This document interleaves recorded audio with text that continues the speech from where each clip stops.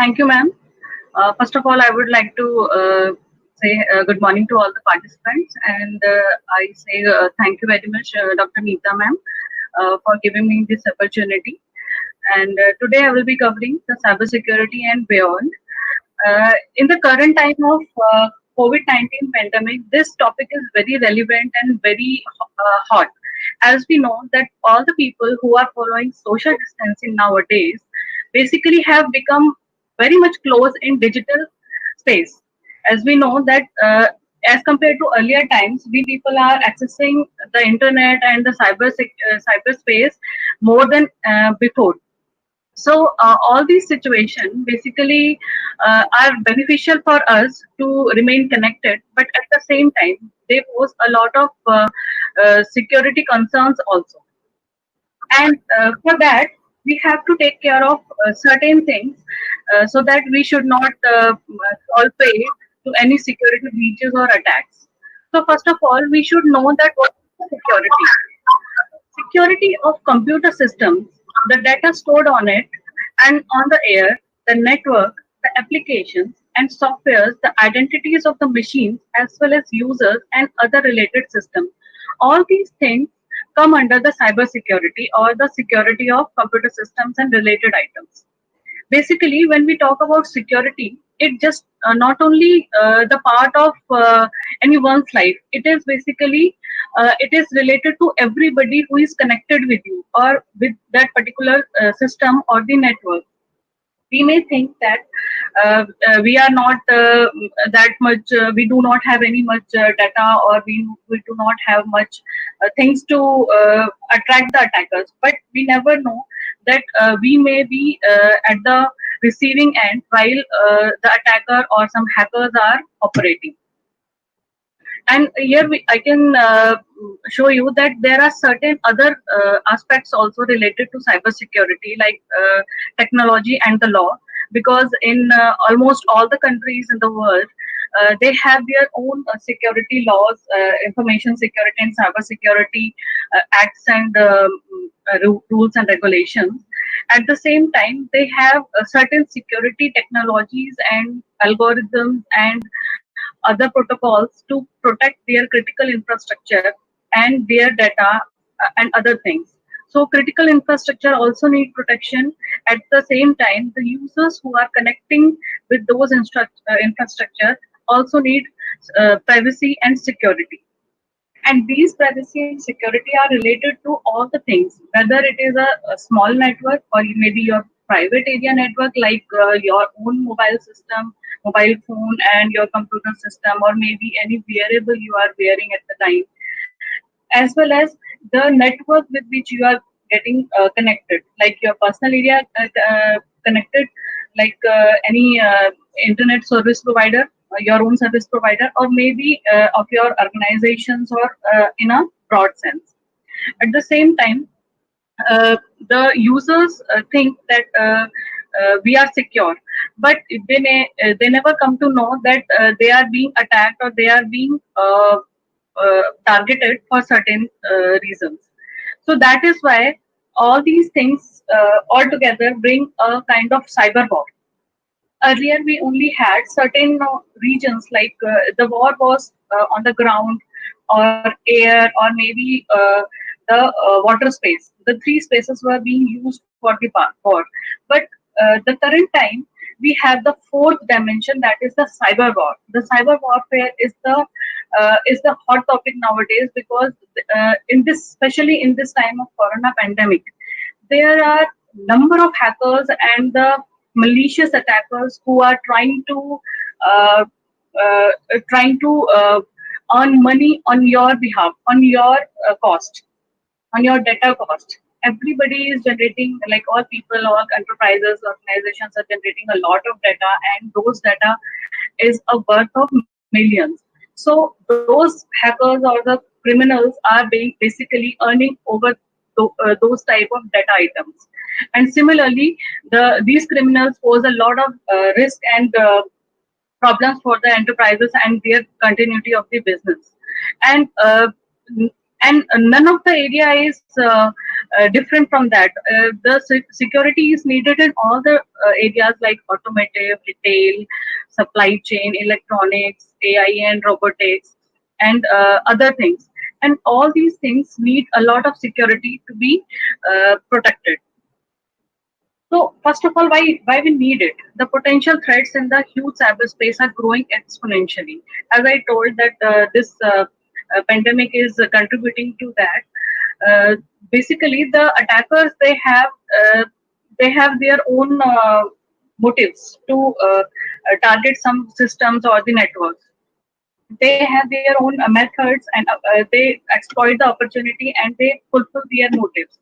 So basically, any attacker that have three things: the method, opportunity, and motive. So we can call it MOM as acronym.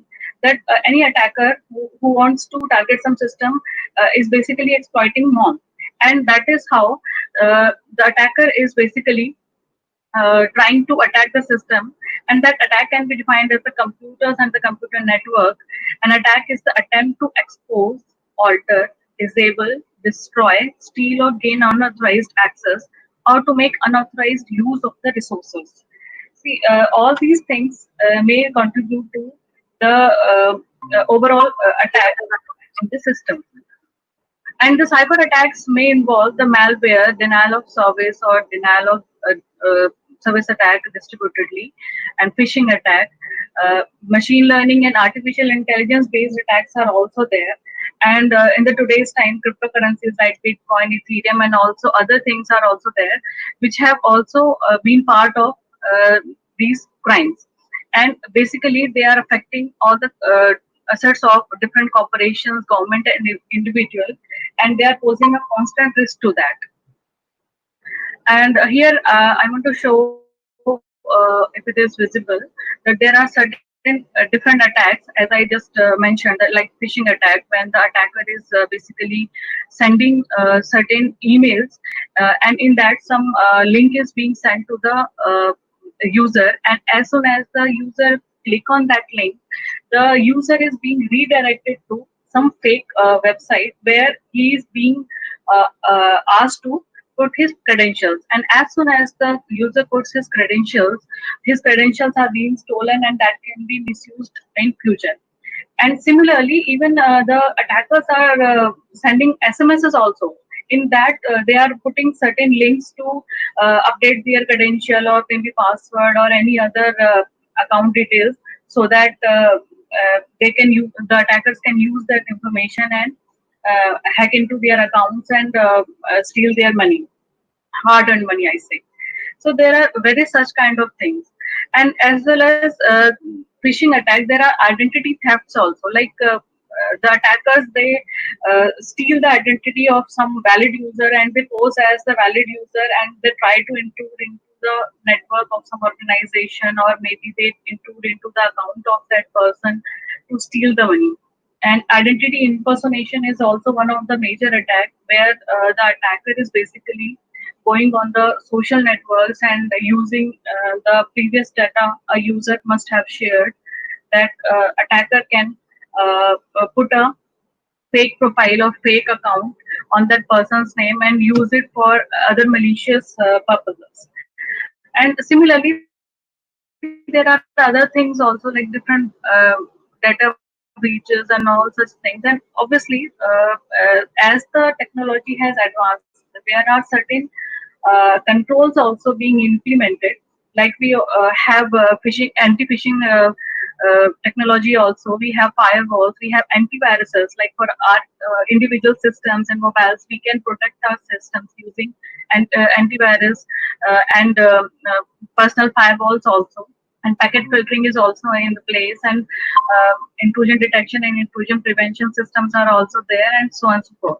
So going ahead, I would like to quote some stats here, that what is the impact when all these kind of attacks are happening? What is the impact of these attacks?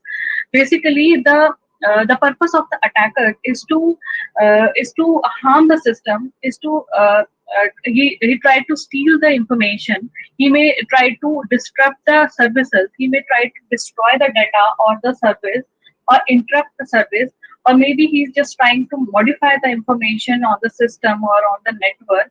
And similarly, there are other things also which he may try to do.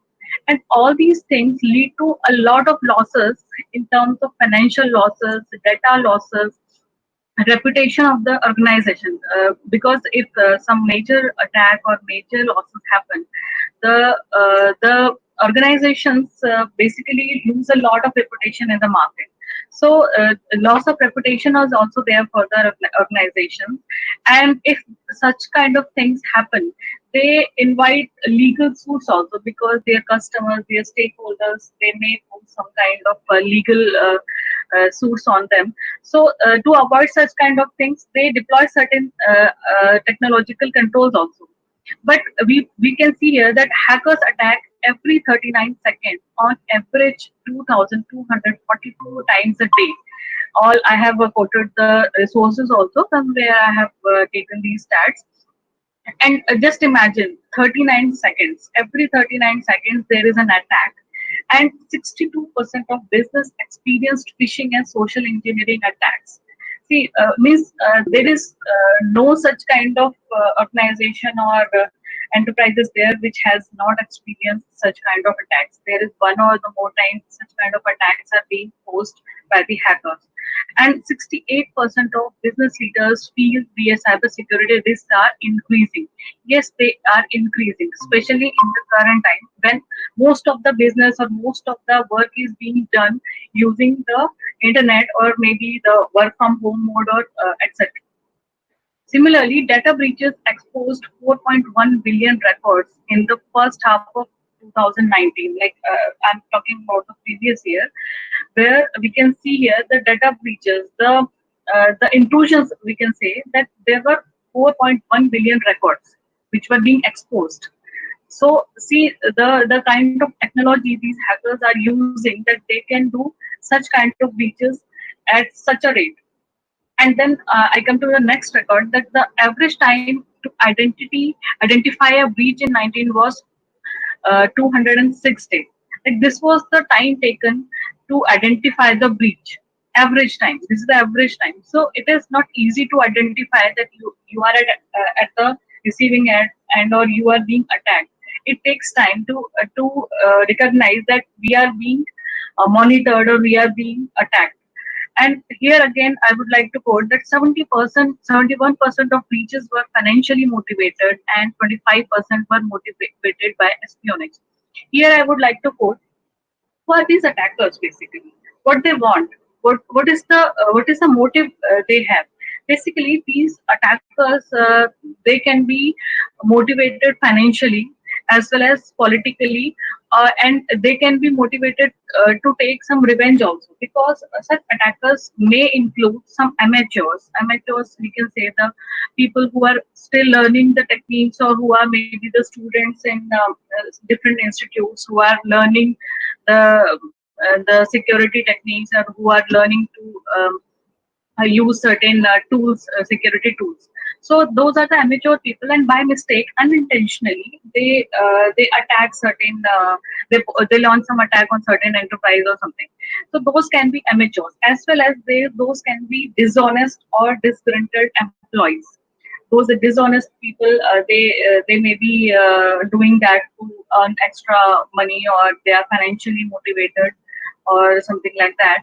As well as the disgruntled employee, suppose some employee is being expelled from some organization for doing something wrong, and in a fit of rage, he wants to take revenge out of that, and he tries to use that information of his organization to expose that, or to put that on risk. As well as these attackers may be some cyber terrorists also, that they are doing these because they are some way politically motivated, or similarly they can also affect the security, or the overall working of any enterprise. So we can say here that most of the means 71% of the breaches are basically financially motivated. And in the next point, we can see that 52% of breaches featured hacking. hacking is the most launched attack, and 28% involved malware. Malware attack is quite exponentially increased in the recent times, and it includes phishing and social engineering also. The top malicious email attachment types are doc and which make up to 37%. The highest is executable files, because in the mails, this is the data that 94% of the phishing is done through the email, and these are being sent in to these malicious attackers. And here one more stat is there for 2020, that in the year 2020, the estimated number of passwords used by humans and machine worldwide will grow to 300 billion. So it has already, like 2020 is still going on. So many things are already Okay, happening, and so that may. let me ask some physics questions. So, Ashraf, have you ever visited any dentist? The Yes, dentist ma'am. related to So, can cyber. you tell us which type of lens are you?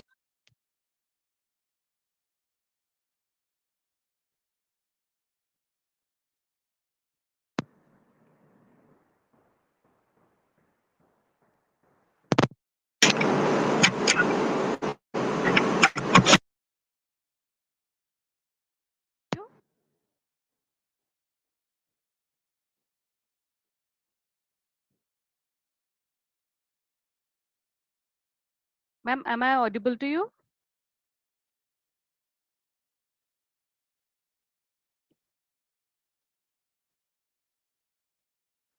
Okay, I'll go Yeah, ahead with. I can hear you. I can hear you, Aarti. Okay, thank you very much. Okay, thank you very much. Okay, continuing with the facts that worldwide spending on the cybersecurity is forecasted to reach 133.7 billion in 2022. This is the forecast given by the worldwide increase in the spending, because of the exponential increase in the cyber crimes and cyber threats. So the enterprises and organizations are they are trying to save their data and their organization from the security breaches, so they are ready to spend that much of money. And here I would like to quote, because I'm again and again quoting the pandemic COVID-19 pandemic situation. So here I have one data from IBM that says the cost of a data breach in the healthcare industry was the highest at $6.5 million. So this is the data. Like we can say that that healthcare department, what they have, or what they cannot be attacked. But this is not the reality. The reality is that they are the highest. They are attacked at the highest number times. Here I would also like to quote that during the COVID-19 situation, there are many attackers who are taking advantage of this situation. So they are taking advantage of this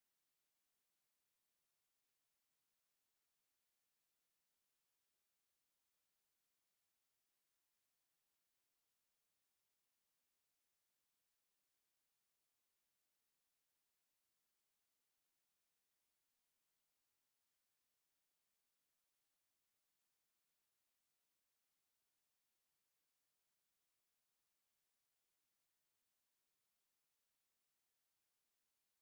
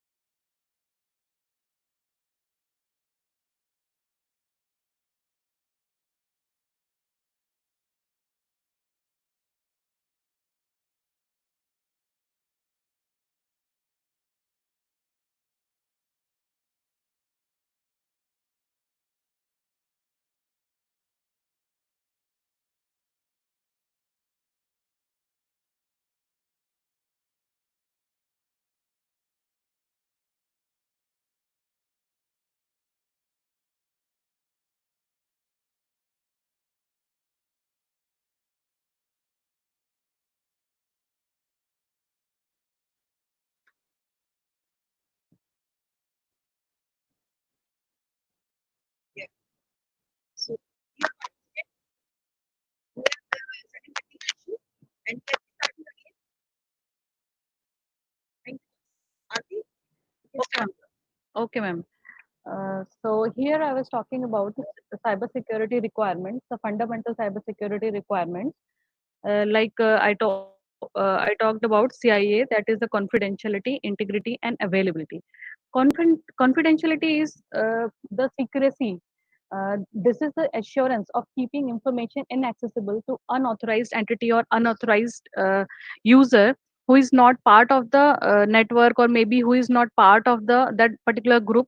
So to avoid that person or that entity from using our confidential or secret information, a confidentiality is being followed. Then we talk about integrity.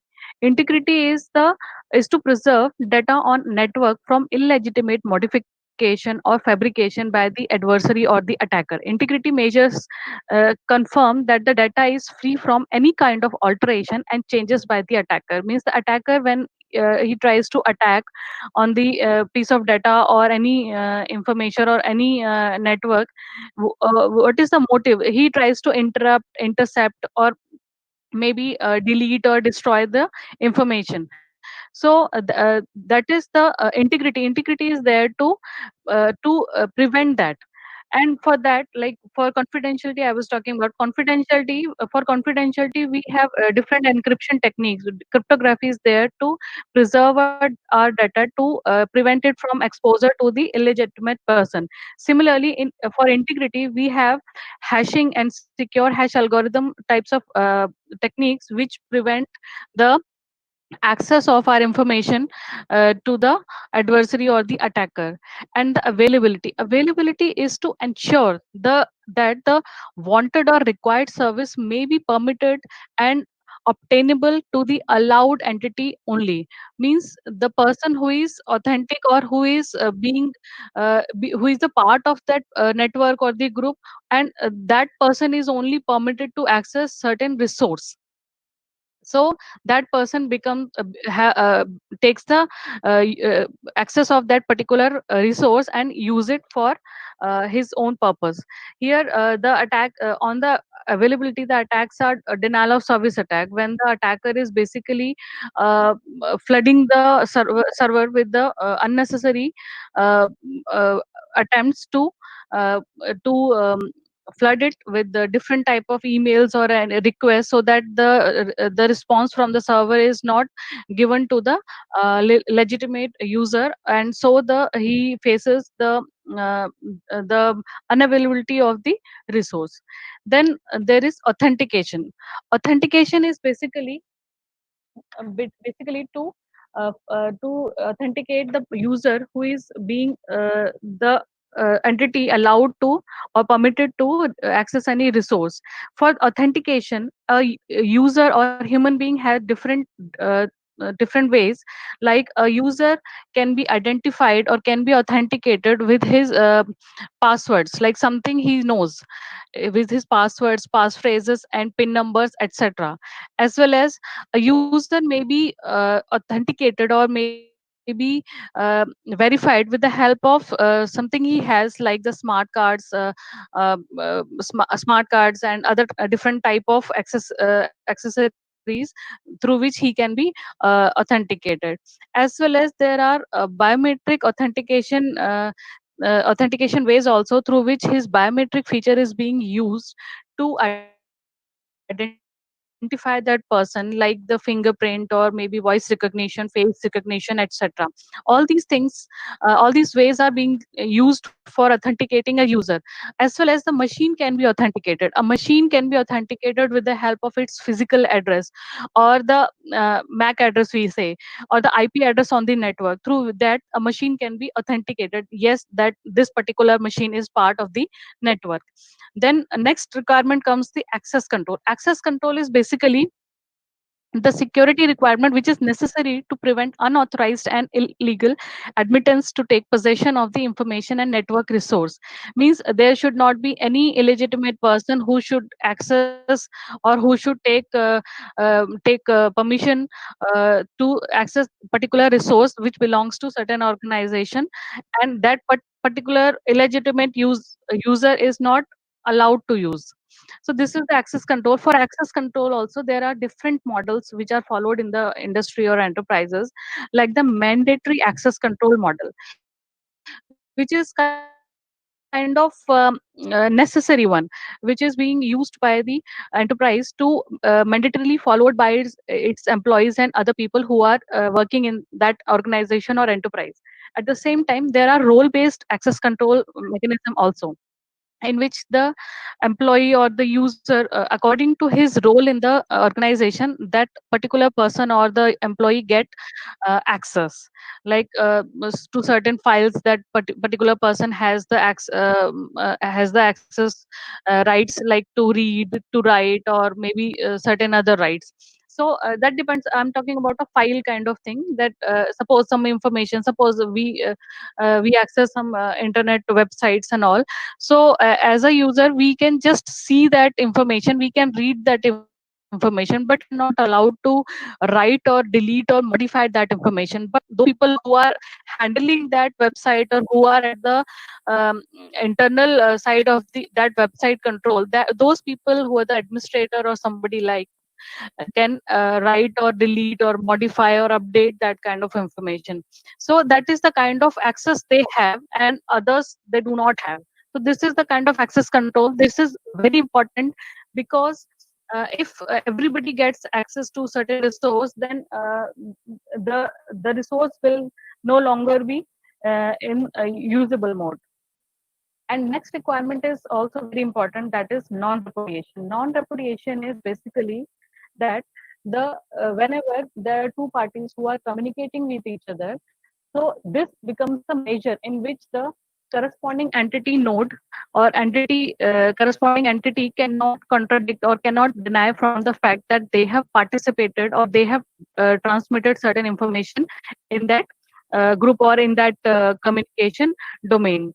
So for that, for this purpose, there are controls like digital signature and audit trails that are being used, that so that the users cannot deny from the fact that they have participated or they have transmitted certain information with each other. So all these requirements are very important for any cybersecurity domain or enterprise or network. Here, in addition to these requirements, I would like to quote some cybersecurity principles also. Like first principle is defense in depth. Here, defense in depth means only one layer of security is not enough, or maybe can be broken easily by the attackers. So there should be defense in depth, means there should be multi-layer of defense to protect the network or maybe to protect a system.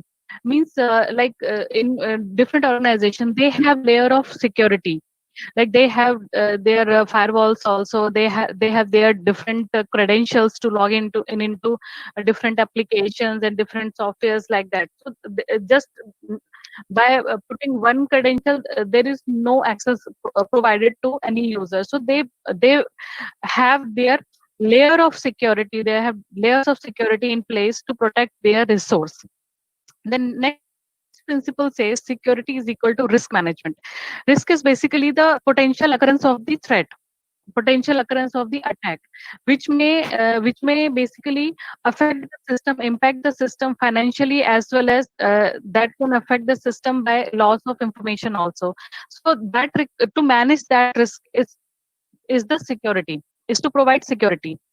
So those security management has to be done, and at the same time that security can be provided or can be managed with the help of different controls.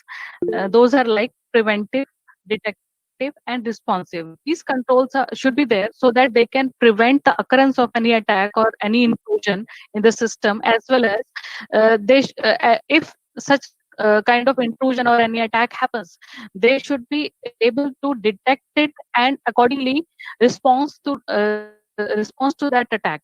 For example, in our systems we have antiviruses. Antivirus is one of the example which is the which has all these three types of controls that prevents the virus intrusion in our system, and if some intrusion happens, that detects, and also obviously it when it detects, it also quarantine or delete that kind of virus or malware. Complexity is the enemy of security. This is also one of the major principles that for securing our resource or network, we should not make our network or resource so complex that the using that resource becomes very difficult. And there is also one thing which is following in the cyber security, that complexity leads to 0% productivity. Means if a lot of complexity in the algorithms, in the security techniques and such kind of uh, uh, layers should be, if followed, then it will lead to loss of productivity. So it is also very important that security should be there, but it should not be very very complex that the employees or the enterprise loses their productivity. The next principle is the decisions taken by people. Basically, when it comes to security, the decisions taken by people matters a lot. Like this is the people or the user, end user, who is basically accessing the resource or the system or using emails or SMS and responding to them.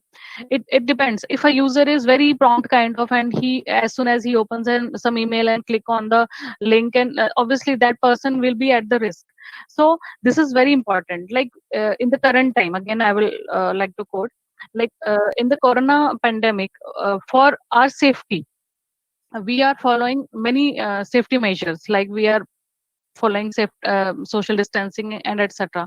So at this time, we tried to distance ourselves from the outside world. Similarly, in the security world also, when we are using our personal area network, like our own individual systems or the service, internet service, etc., so we can say that we are secure because we are using our personal area network and internet.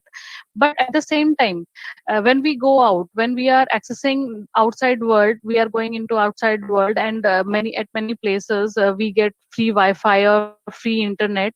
So many people try to use that internet facility. So that is basically not free, because that particular wi-fi network may have different type of threats, like some network sniffing tool may be working at the end, or some other kind of security threats. So uh, we have to be very cautious while accessing the free wi-fi or the such kind of networks, because they have their own threats, and they have their own vulnerabilities. So the people should be very cautious while accessing, while using their devices and internet. And the last principle says that there is no such thing as absolute security. It is like 100% security is not possible. We can provide security to any device or any resource or any network to an acceptable level, to a certain level, but we cannot secure a system 100%. And if some system is said to be 100% secure, it means it's not working, it's not connected to any internet, it's not in the working mode itself, it's not functional, then only we can say that it is 100% secure. But actually, for a working system, it is not possible to provide absolute security. We can just provide security to it to some extent, to prevent the occurrence of attacks and other kind of threats, so that our data is secure, our system is secure. And I'm talking about resources and resources. What are all these resources? Basically our data, our network, and our data or information can be paper based information. We have a lot of confidential information in the form of files and papers, so that has to be has to be secured from the loss or from any destruction. As well as we have certain information in the form of software and hardware also, like the software files which are stored on the systems or on the databases of any organization, as well as hardware like the server databases, media files, and hard drives. All those carry a lot of sensitive information for any organization. That may be related to their work, their licenses, their trademarks, and other kind of their overall functionality.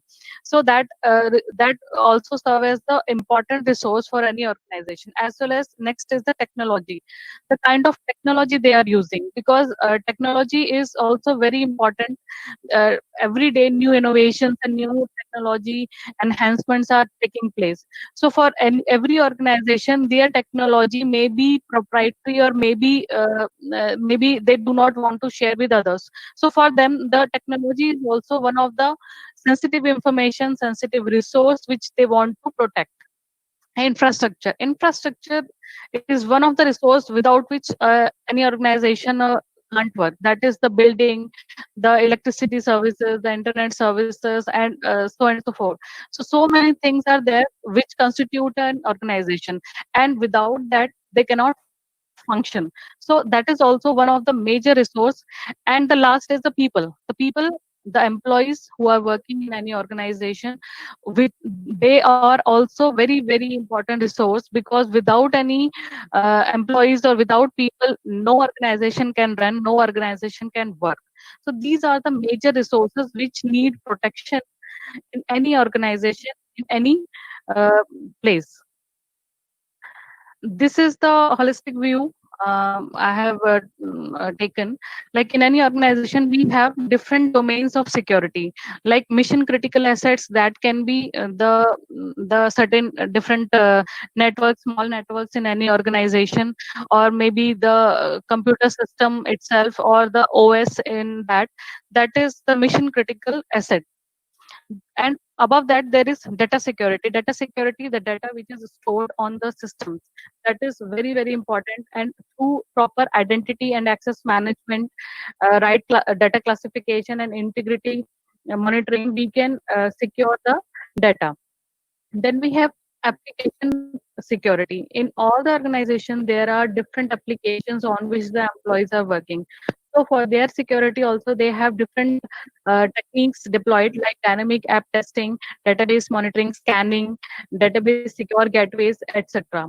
And then endpoint security, like we have endpoint security and link security. So endpoint security is the security of the uh, systems which are being connected. So for that, there are certain desktop related firewalls deployed for securing those, and IDS and IPS are also on place, as well as on the endpoint user system security, antiviruses and anti-malware are also deployed, so that the endpoint security can be provided. Then we have the network security. The network security is basically it includes all the network things which are working together to provide network facility. For that security, there are many techniques like enterprise message security, enterprise wireless security, remote access, and data center firewall, and many other things. Technologies are being used for providing network security. Then we have the perimeter security. Perimeter security is basically the outer security for any outer means the last, or you can say, when coming from outside, the first layer. That is the perimeter security of the network, where there are many perimeter based intrusion detection and prevention are being installed, and perimeter firewalls are also there. Honeypot is also there to lure the attackers, and many such kind of things. In addition to these things, there are certain uh, legislative regulations are also there. For using that, any organization can secure themselves. They have their own security policies and compliance, like ISO 27000 is one of the security standard which many organizations follow, and they deploy in their implement in their organization, so that they can provide a proper security to their data and other things.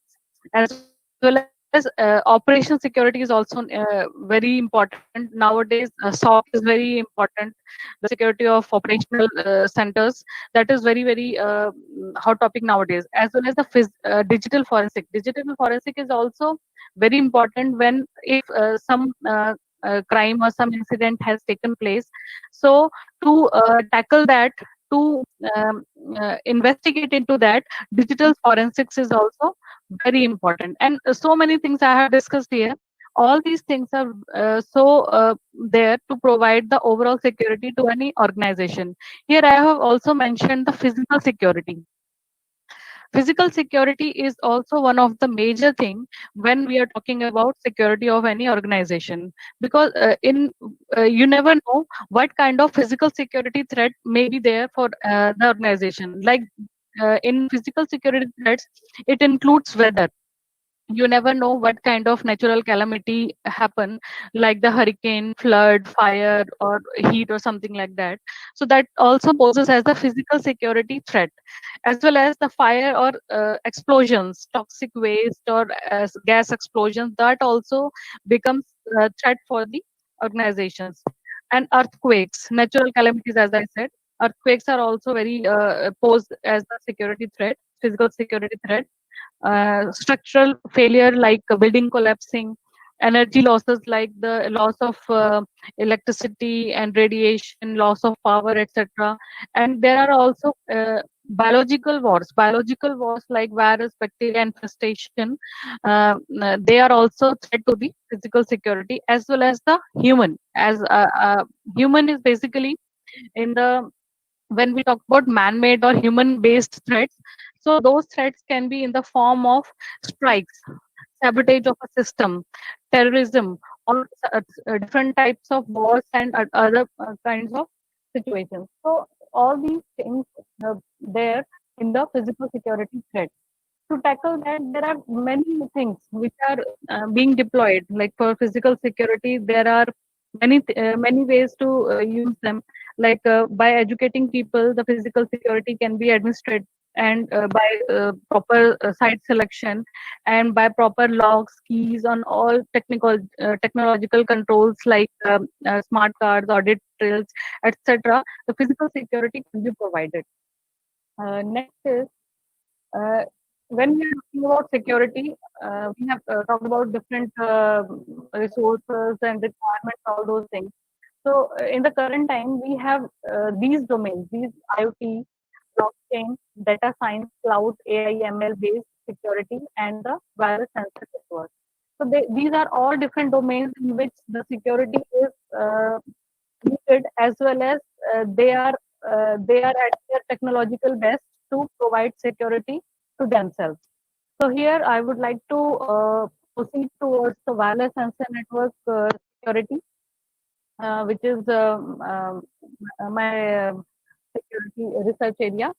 So in wireless sensor network, what are wireless sensor networks? Wireless sensor network is a network composed of large number of autonomous devices called sensors, which have low cost, low power, rapid deployment, self-organization capability, and those are deployed spatially apart to corporately monitor the physical or environmental conditions. They have different applications in real time, like animal monitoring, agricultural monitoring, volcano eruption monitoring, and perimeter security. Like there are motion detectors, fire detectors, smoke detectors, and any and different type of sensors are there which are deployed to sense and to communicate forward the information so that proper decisions can be taken, and accordingly the security can be provided. These are the different types of wireless sensor networks, like multimedia wireless sensor network. Like for the physical security, the cyber this CCTV cameras are being also deployed, which are the part of multimedia wireless sensor network. For terrestrial wireless sensor network, when the ground unit can communicate with the on-air unit, as well as we have mobile wireless sensor networks, underwater sensor networks, and underground sensor networks also, and they all work for their own different purposes. For the security of the wireless sensor networks, there are different mechanisms. The mechanisms can be attack based, that can be in the form of intrusion detection and prevention system, key management, secure data aggregation, authentication, secure routing, secure location, etc. These are the different type of security mechanisms and techniques which are being used for the security of wireless sensor networks. So here I would just briefly talk about all these things. Uh, because of the certain challenges in wireless sensor networks we face uh, in the network, which lead to security situations, security breaches. That is like in wireless sensor network, we need less complexity because, as I just told, that the sensors are the low cost or low power devices. So we need such kind of security schemes which are less complex and which are flexible also. And there should be development of such security schemes which are able to handle large scale deployment with reduced computational overhead, because due to computational overhead, the power consumption will be more. So the security schemes deployed in the sensor networks should be computationally effective. Then scalability and flexibility is also very important. At the same time, when the sensors are being deployed in any proper network, they are constituting a network, the authentication and key distribution should be addressed properly, and those keys which are distributed should be updated and revoked to prevent the malicious attackers or malicious node from participating in the normal communication of the network. And also to minimize the resource consumption and maximize the level of security performance. So all these things are the challenges, but obviously so many researchers are working in this area. So already we have many security techniques in place, as well as we have still some situations with which we can work upon. So here I would like to just briefly talk about, okay, what is attack-based technique. Attack-based technique is basically to protect the network and nodes from malicious activities and attacks. So like attacks I talked about earlier, like DOS attack is there, denial of service attack, CBIL attack, wormhole attack, hello flood attack. So many different types of attacks are there in the wireless sensor network. So to protect that, protect the network from those attacks, we need some attack-based techniques also. And we have a cryptographic based technique also to secure the crucial data and information by encrypting and decrypting it, so that our information is protected from the attacker. We have key management, one of the security technique to generate and distribute, establish, use, update, revoke, and destroy the cryptographic keys. We have authentication. Authentication basically is to able to identify and verify the legitimate communicating entities, as well as we have secure routing to provide the data packets a secure path from the source to destination and prevent data loss. Secure location and localization is to prevent is to provide secure location and secure positioning of the nodes in the deployment area, and similarly others. So as I told that attacks are there.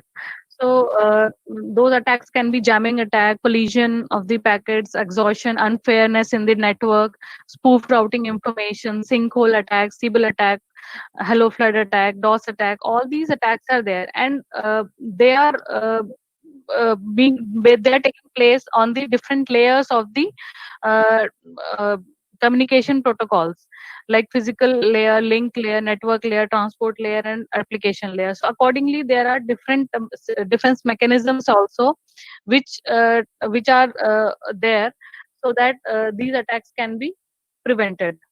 So these attacks, like for prevention of the jamming, we have spectrum attack, spectrum defense, priority messages, lower duty cycle, region mapping, mode change, etc. For preventing the collision, we have error correction codes, rate limitation, and for unfairness, we have small frames. And all these, I would not like to go into these details. Like for cryptography, for prevention of the for providing confidentiality to the data provided by the wireless sensor networks, we can deploy cryptographic techniques, and those techniques can be symmetric key based or asymmetric key based. In symmetric key based, we have different techniques Like for conventional cryptography, we have different algorithms like Playfair cipher, Caesar cipher, etc. But in modern cryptography, we have data encryption standard, triple data encryption standard, advanced encryption standard, etc. And advanced encryption standard is the best encryption technology, or best encryption algorithm under symmetric key cryptography, which is to date, which is said to be the most secure algorithm for encryption. And in asymmetric cryptography, we have RSA, that is a Rivers-Shammir-Edelman, Diffie-Hellman key exchange, and elliptical curve cryptography, as well as we have hyper elliptical curve cryptography also. And these algorithms are also very secure and very uh, mm, deployable but in sensor network, with respect to sensor network, we try to have lightweight cryptographic techniques so that the functionality of the uh, sensors will not be affected. Then we have key management. Like in key management, we have different keying models, and they have their own advantages. When we are talking about wireless sensor network, the communication between the sensors can take place one to one, like pairwise, and also in the group wise communication may take place, as well as network wise. So as per the uh, network model they are following, the keys are generated, and accordingly the keying model can be pairwise key, group wise key, and network wise key, which can be used accordingly. For pairwise, each pair of the nodes share one key that can be used for communicating between them securely. And for group, the whole group uses the same key. Here I would like to mention some key management techniques which have been already proposed by different researchers, like entity based techniques, under which the master based pre-distribution technique is there, base station participation technique is there, trusted third node based scheme is there, and similarly pairwise scheme is there, pure probabilistic, polynomial based, matrix based, tree based, combinatorial based. All these are the classification of the symmetric key management schemes, and all these schemes have their own advantages when it comes to secure communication or secure key distribution in the wireless sensor networks. And they have on the basis of the key connectivity, resilience, and and storage storage complexity, these can be monitored, or these can be chosen upon. Like for polynomial based for entity based schemes, there the entity based can be like master based, when the one node is becomes the master, and it is managing the whole group for distribution of the keys, and distribution for overall communication. And similarly, base station participation scheme, where the base station is the highest node, and that becomes the overall manager or controller of the network. Similarly, trusted third node based, when the third in the network uh, for the for providing the keys to two nodes, the third trusted node is being taken or deployed to take the keys. And similarly, all these techniques work.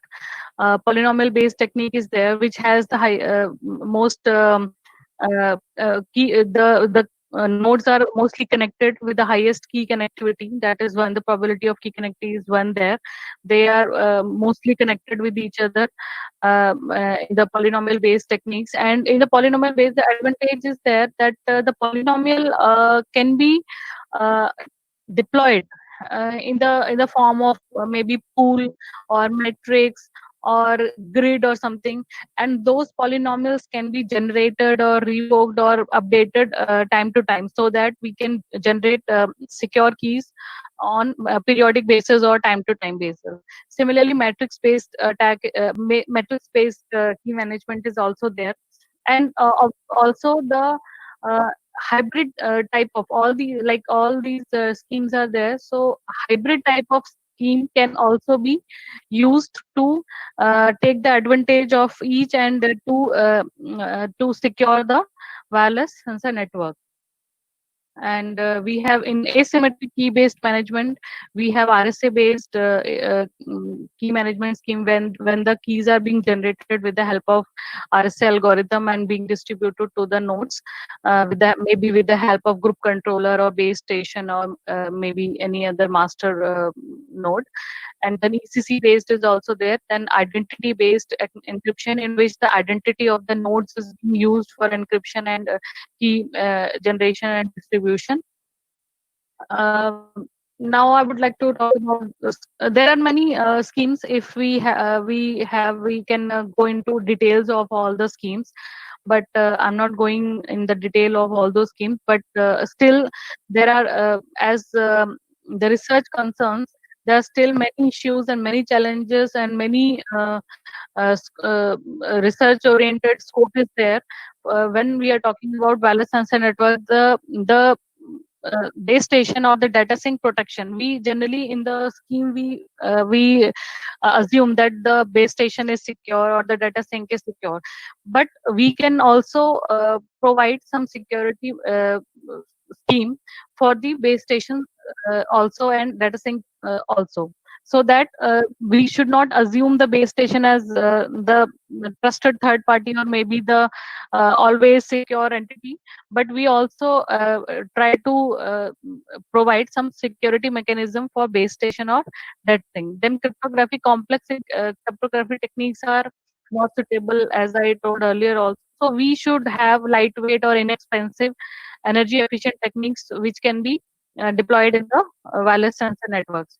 Then key management is there. As I told, that in key management, the base is the cryptographic techniques. So accordingly, the key management, I think a hybrid type of techniques may work efficiently, and those and more research can be done in that.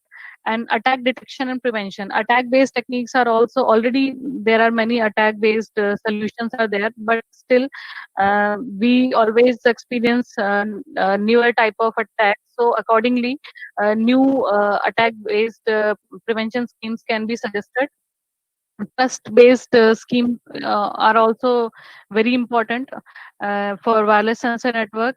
So for the trustworthiness, mutual trust and trust management in the wireless sensor network, this is also one of the emerging research area in which a lot of researchers are already working. And security and quality of service are also a very important aspect, because in any network, the quality of service is very important. So overall quality of service and security is very critical, and it should be there, uh, so that better protocols can be designed. And so these are the different open issues and scope of the research for future. As well as here, I would like to quote some future forecast in terms of cyber security, like the global spending on cyber security awareness and training for people. Like by educating people, we can make them aware. So that is predicted to reach $10 billion in 2027. And because of the increase the incidents in cyber security and data protection, efforts are also globally increasing to 35 billion, so that the data protection and cyber attacks can be there cyber attacks can be prevented. The global cybersecurity market is currently $173 billion worth in 2020, and it is growing to become $270 billion by 2026. And as per the ABI research forecast, that machine learning in cybersecurity will boost big data, artificial intelligence, and data analytics, which will spend around $96 billion by 2021. And so many research are already going on, and the research finds that the government, finance, banking, IT market sectors to be the primary drivers and adopters of the cybersecurity based technologies. And all these future forecasts are becoming true if we see, especially due to COVID-19 pandemic. And they are also and the cyber security and cyber attacks are obviously increasing, and we are trying to uh, get more and more cyber security techniques so that the attacks can be prevented and data loss can be prevented and people overall the enterprise growth can be prevented. So here I would like to say thanks and thank you for listening to me. I hope I have my talk has been informative and awareness provided awareness to you, madam.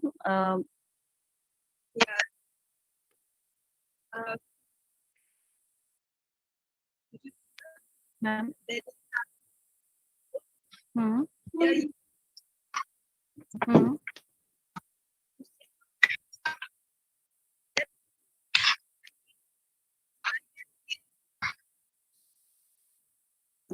Pardon, please, your word.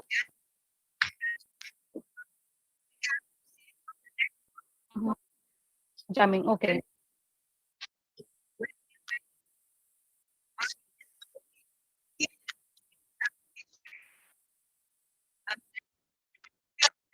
Yes. Yes. Yes. Yes. So basically, that is the Internet Security Protocol, which is already defined by the Security Association, and cryptographic keys for the environment is already given by that protocol. So for this protocol is already there for security, internet security. So what exactly the user wants to say? And for the security, there are also protocols like web security, IP security protocol is there, SSL is there, and in addition to that, ESP is there, TLS is there. So many security protocols are there. And for specifically for this protocol, this is already there to provide enough of the security. Yes, this can. This is basically Cisco says that this is there for providing security from the jamming and other different type of situations, security situations.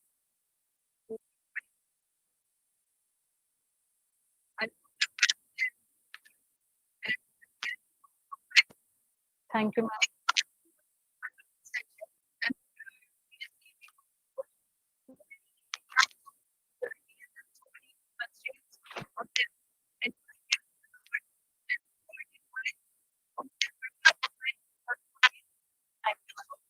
Thank you, ma'am. Thank you, ma'am.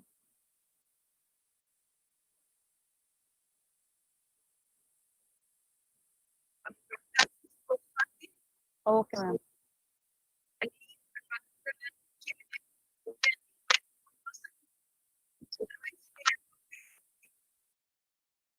Very informative session, ma'am. Thank you so much. Thank you, Alim.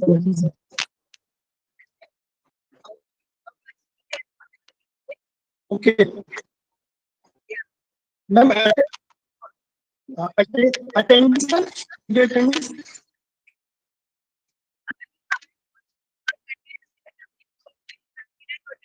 Okay, thank you. Thank you so much. Okay, okay. मैं ना ma'am किसी की detail में नहीं गई. I didn't go into the detail. अगर detail में जाती तो और 2 घंटे लग जाते. Don't know. I tried my best to include at least every part of the thing so that at least I have briefly touched everything.